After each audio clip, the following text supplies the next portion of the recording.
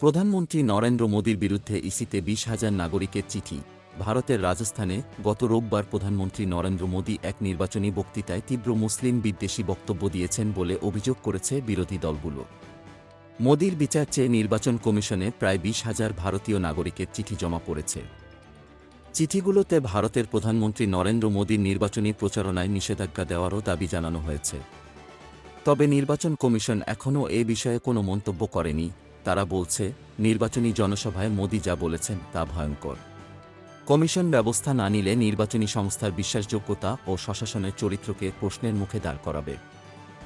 ভারতের নির্বাচনে এবারও ধর্মীয় সংখ্যালঘু বিশেষ করে মুসলিম সম্প্রদায়কে নিশানা করে প্রচারণা চালাচ্ছেন দেশটির প্রধানমন্ত্রী নরেন্দ্র মোদী। একই সঙ্গে আক্রমণ করছেন প্রধান বিরোধী দল কংগ্রেসকেও।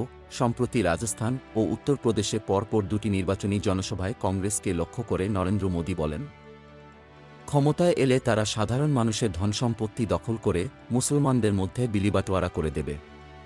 এ কথা তারা তাদের দলের নির্বাচনী ইশতেহারেও জানিয়ে দিয়েছে। তিনি বলেন, কংগ্রেস যখন ক্ষমতায় ছিল তখন প্রধানমন্ত্রী মনমোহন সিং সহ তার সরকারের নীতি নির্ধারকরা এ ধরনের অভিপ্রায়ের কথা বলেছিলেন।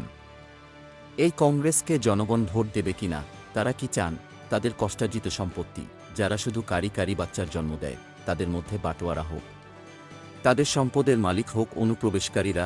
মুসলমানদের বিদ্রূপ করে প্রশ্ন ছোড়েন মোদী।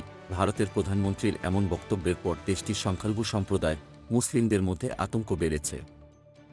এসব উস্কানিমূলক বক্তব্য ঠেকাতে নির্বাচন কমিশনের দ্বারস্থ হয়েছে সাধারণ মানুষ।